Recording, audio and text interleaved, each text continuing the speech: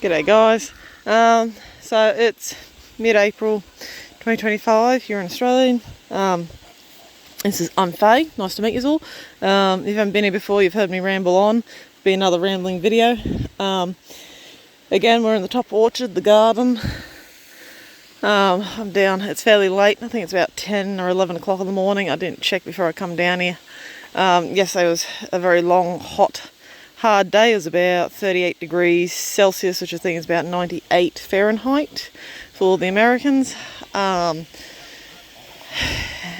so I kind of slept in till fairly late this morning, and it's warm, but I can't say it's terribly hot for how late in the day it is.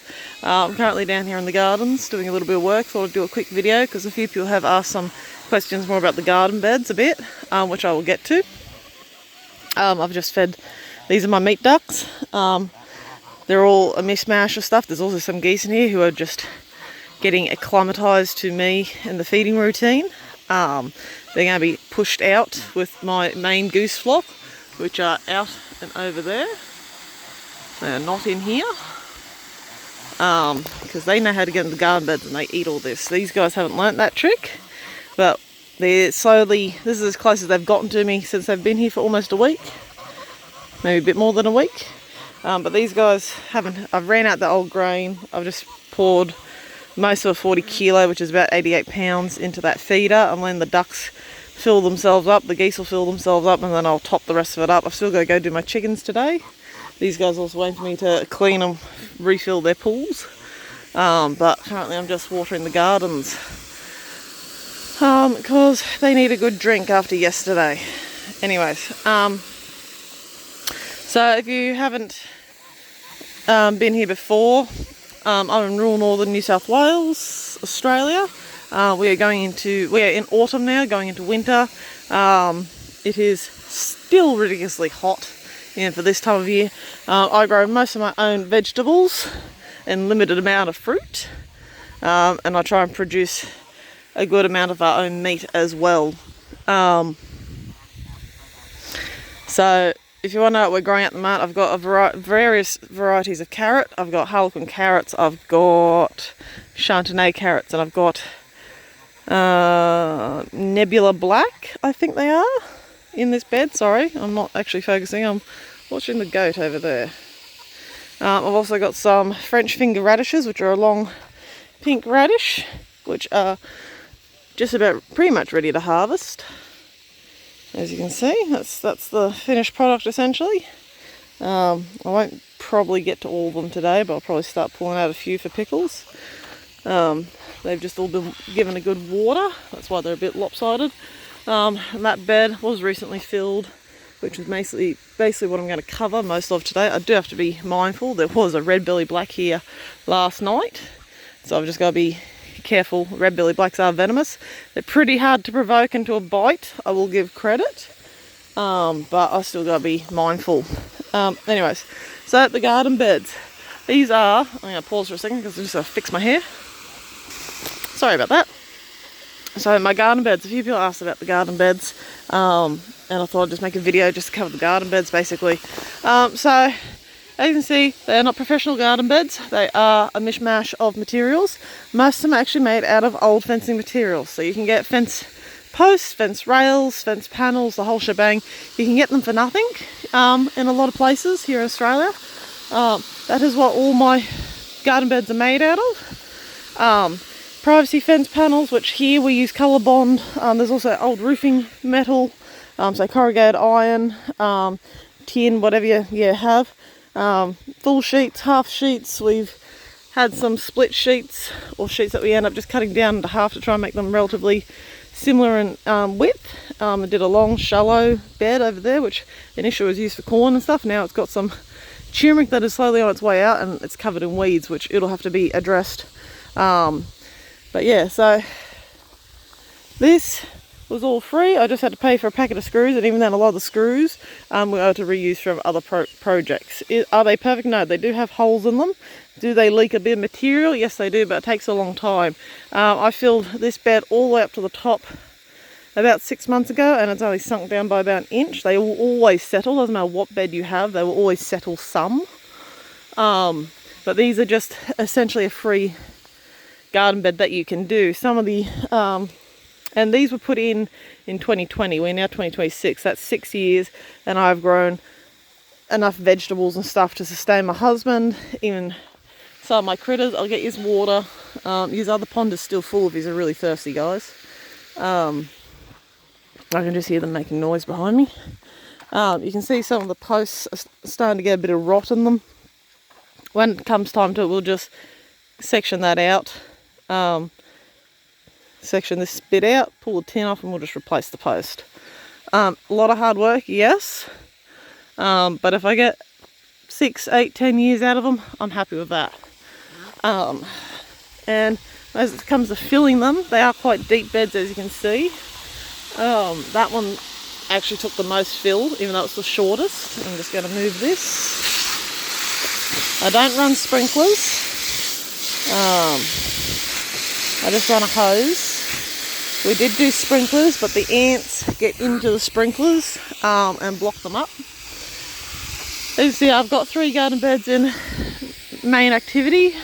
As far as filling them goes, so I'll throw anything into the garden beds. If you haven't seen my videos previously or discussed with me previously about, I will directly compost into my garden beds. So plant materials that aren't diseased, because I don't want to permeate disease, but non-diseased plant materials. Dead birds, like if one of my chickens has died and it's no good for food for either us or the animals, like the dogs or the ferrets, then I'll just put them straight into the garden bed, and they act as, again, fill. So bones, animal waste, wood chip, garden waste. When I'm mowing, if we don't have a use for the grass, I'll throw that in the garden bed as fill. This bed was filled 12 months ago, completely topped up with weeds, just like that. I just cut them off at the base and laid them down as a layer, kind of like you would a straw or hay bale, I guess. I layered them down. I just kept laying the weeds and stuff down into this garden bed. I threw in some mulch, I threw in lawn clippings, tree waste, garden waste, duck waste. This bed was filled all the way to the top 12 months ago. As you can see, it has settled a few inches. But it is producing very, very well. Like my cabbages and my parsley have come up really well. I actually think this might be maybe a broccoli plant, I'm not sure. I've got zinnias coming up. And I've got eggplants and capsicums and stuff. We're actually going to wrap these in plastic and try and like overwinter them this year. I've got silver beet, all kinds of things in here. It has grown really, really well. It produced very, very well. I did a lot of salad crops this year. This bed is going to be my main one to top up in the next coming months. This will actually be filled with perennials. That broccoli I've still got to cut out. The asparagus, I'll wait till it dies right off and I'll cut it all down. But I've actually got a horse carcass or horse bones that can't be used for the animals that are going to go in here. You can see my some of my young trees that I got.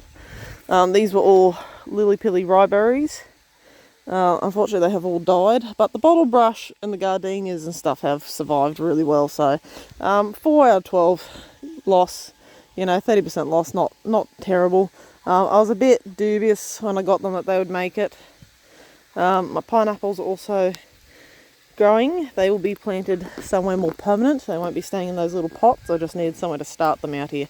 In the salt bush, I would like to move it. I may leave it because the ducks have discovered the berries and have been nibbling on them. But I've hacked this thing back so many times that it just keeps coming back. I use it for either the sheep and the goats or the chickens. They all like it. But yeah, so the garden beds, again, it's just old fencing and roofing materials. Works really well. Can't fault it. Well, I can. I will say, if that's not sharp, but some of these other bits can be. So you do have to really sort of work to maim yourself on it. It is not just a straightforward just slip and you have gutted yourself. I've never cut myself on these beds. I've just got some more leafy greens in here, pak choy or bok choy, some lettuces, there's some cress, I've got some marigolds, my capsicums, my chili plants are they look really bad, but they're actually starting to go crazy with the fruiting and flowering again. There we go. But yeah, so these guys have just about filled their crops up. And they're just waiting for water. That pond up there actually has water in it, but they want the other one. Well, he's eating a bit down, so we'll just pour that out. Pour the rest of this in. Give me a second. Now we'll just dabble real quick because a lot of people are always interested in feed. I have a custom mix made. This is 22% protein, which is very, very high. But this coupled with vegetables and stuff, it is a fortified grain ration for breeding, laying, and producing meat birds. I had it designed for everything from quails and ducks and geese and turkeys. Pretty much it'll do everything other than pigeons, doves, that sort of stuff. The geese don't like it super much because it does have meat and bone meal and fish meal through it. The ducks love it and they do really, really well. Even these guys here who are actually laying breed crosses have got really good condition on them. But the pecans, obviously, as you can see, if you look at the body, are a much heftier sort of duck compared to the laying species, laying breeds. So these are Indian runner crosses over here. These are pecans, and then I've got some Saxonies in the back, which are meant to be a dual purpose bird. I do have my Muscovy boys. They are not being eaten and being kept as pets. Should I? No. Am I going to? Absolutely. These are the last of my breeding Muscovy flock. I had a 40 strong production flock, but I downsized quite rapidly. But I kept my favourite drakes as pets. I also have some call duck drakes that are sort of roaming around the joint. They rock up just for some feed, but they've largely let themselves go completely feral. They will actually at some stage be culled because I try not to allow domestic species become ferals. But at the moment, whilst there's no wild ducks here for them to crossbreed with, I've just sort of let them go, but they'll have to be done away with before spring because they will hybridise with the native ducks. And our native ducks are already under threat for such reasons. The Muscovies, they don't go anywhere. These boys could fly if they really wanted to, but they have got the cushy life. The geese, I don't worry about them. We don't get native geese in this particular area. And they don't fly, so they don't hybridise. These guys, I'll get you water shortly once I finish watering this last garden bed. But yeah, as for filling the garden beds, one thing I would suggest is pen your birds, or if you've got sheep or cattle, someone who's got sheep, cattle or horses or anything, and you don't need sand even for it. If you've just got some shredded paper, I've used toilet rolls, the stuff from the inside of the toilet, paper, the cardboard tube on the inside, paper towel rolls. They fill these garden beds really, really well. I use wood chip in my actual poultry yards. This is not technically a poultry yard, this is just dual purpose. Their manure fertilises my fruit trees, so I don't worry about catching the waste material. But with all these, I will show something else. I do top dress them, and I'll show what I top dress them with, which will upset some people, but you do you, I'll do me. I will say you will get some weeds still. I don't worry about it too much. As you can see, most of this is pretty well smothered out by the eggplants and the capsicums, or pepper plants, whatever you want to call them. Eggplants are aubergines. Capsicums are sweet peppers or bell peppers.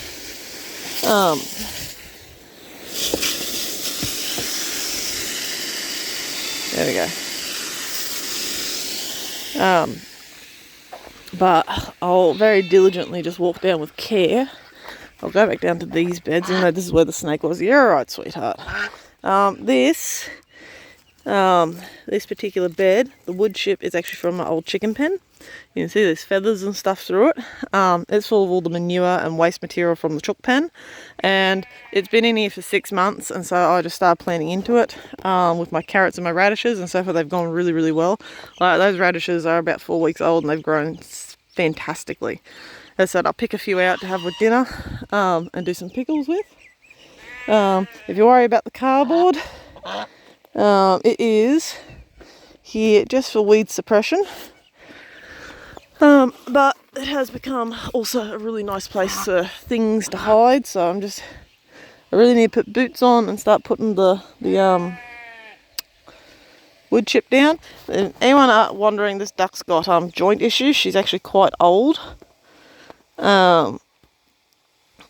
And she will be done in, but currently she is really fat, if I'm honest, and she gets around actually pretty good. She's actually pretty quiet. But she looks terrible, but she's not in any distress. She's pretty chill. They don't bother her. That's the main thing. She will be done at some stage. She'll be on the chopping block, unfortunately, as much as she's a pretty cool chickie. She's like 8-9-year-old, and they had issues with feeding, and they've just continued to have problems. They couldn't deal with their birds anymore, so they got rid of their birds, and she's one that came to me because I wouldn't use it for breeding. I would just cull her. I've had her for a few weeks now. She's quite a happy duck. She'll actually come up and eat out of your hands most days. She gets around pretty good. She gets around to food, water, shade, whatever she wants without too many issues. She just looks a bit wonky. As I said, I won't go too far. Not that I can see, but there's plenty of space for stuff to slide out from underneath the cardboard. This has been top dressed, but this has got like 2 poultry pens worth of manure, wood chip, and like a couple of dead birds and stuff. I also put the waste material when we butchered some pigs. I put their guts and their skin and bits that we weren't going to use in here. Anything that wasn't edible for the dogs went into this bed. And then, now I use a big box store called Bunnings, because price-wise I find very few of the local small garden centres are capable of matching the pricing, because I just live in a place that's relatively expensive. So that's what I use, the Garden Basics garden soil mix. And all I did was top dress the bed. I don't use their seed and cutting mix, because honestly I have not noticed a real difference in germination compared to the soil mix versus the seed and cutting. This is $5.50 a bag. Whereas the seed and cutting is $13-14 a bag. I've planned straight into this with my next set of crops. I've got leeks, I've got sprouting broccoli, I've got lettuces, more choy, some cabbage, the whole shebang, kohlrabi thrown in here.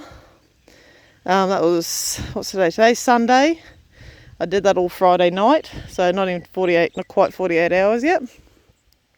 And that's what I've done with a lot of the beds, is if I've only got like an inch or 2 left on top, I'll just top dress with plain soil, start the seeds off, and then the plants themselves will feed through the nutrients of the waste material from the birds. When I mow these weeds and stuff down, I'll also use that to fill in garden beds and stuff. Like, I'll just have the catcher on, or if I don't have the catcher, I'll have the mulcher on, and then I'll just come through with a rake and a wheelbarrow, rake it all up, put it in the wheelbarrow, and again, it'll just go straight into a garden bed. If it's got seed head and stuff through it, I don't care. There's very limited, once I've got the gardens and stuff actually in use and going, there's very limited weeding that I have to do, because I plant so densely, which also would upset a lot of people. I am a very volume producer. This garden bed is not in use, and so the weeds were given an opportunity to basically take over. So you've got your I've got turmeric down this end, but these weeds are quite woody, quite difficult to deal with. I just snip them off at the base. I'll just fold them over and use them as basically, that's all their seeds too. They're really groovy seeds. I just fold them over and use them as more fill. Alright, shall we do the water? Like, this bed was top dressed, and there is a little bit of vining weed that's through here, but most of it is full of brassicas. Hang on, guys. I'll do this last little bit. And a lot of this crop, I'll cut a lot of this down, cut the leaves and stuff down. Some of the silver beet or chard will just start getting cut out. It'll be cut, I'll chop it up for the geese. Some will go to the sheep and the goats, and some will go to my chickens. My chickens are due to be thinned out as well, so I won't have so many to feed for winter. Because we are looking to have a very cold winter. This garden bed again, old fence post, privacy fence panels, it's just all been screwed together. And I've grown tomatoes, beans, peas. I've got eggplants in here at the moment, aubergines. That one has died. It did not handle transplanting, so I'll cut it off at the base and I'll take the whole thing out and it will go into fill into this bed.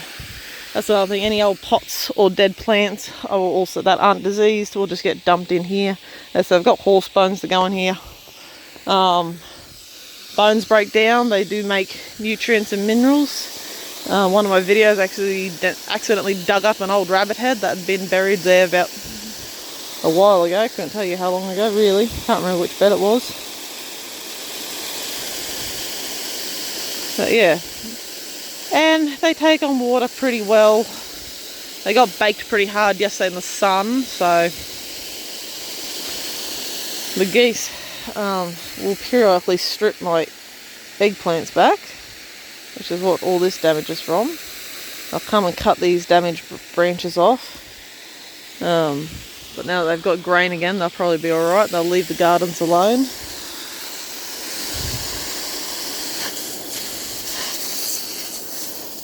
I've got parsley. A lot of this was just free set. I had a container of expired seeds. I just sprinkled it all in at random. And I've had random amounts of cabbage and spinach and silver beet and or chard come up. I've had some chives and some parsley. I've got some grass weeds in here that need to be pulled out, which I will get to. But first, I'll do these guys as they're waiting so patiently.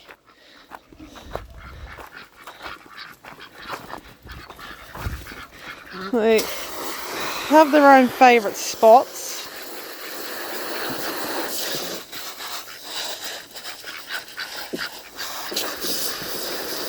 I'll show something else that I do for gardens. Which will also, hang on, I'll pause it here. Sorry, that was really a two-handed task. Oh, here she comes. There you go, you can see her with the bung up leg. She'll make it over there. I've just got to watch them that they don't pull that hose out. They do that sometimes and they play in the mud. You can see the banged up leg. It's just all seized, it's not broken. It is all very, very hard. But she still gets around, she still gets drink, still gets food. She will still occasionally drop the odd egg, so I've just got to be mindful because I don't really need the boys giving her a hard time, but they, for the most part, just leave her alone. But this is really not something you should do. You should not have one female duckling with so many drakes. But these guys just leave her alone, so. But, walk up here. These are my tyres that I've planted fruit trees in. Well, that's a bay leaf tree, so it doesn't really count. And some of these are a bit rough looking because these geese have started foraging through the soil and knocking them over. These guys are a bit more established, so these are finger limes. It's got fruit on it, as you can see. So the tyres, same thing. I just fill them up with waste. Oh no, this one is empty. My bad, guys. Sorry, I thought it was. You can see the geese have gone through this. We'll just try and give me a second, see if I can tidy this up a bit.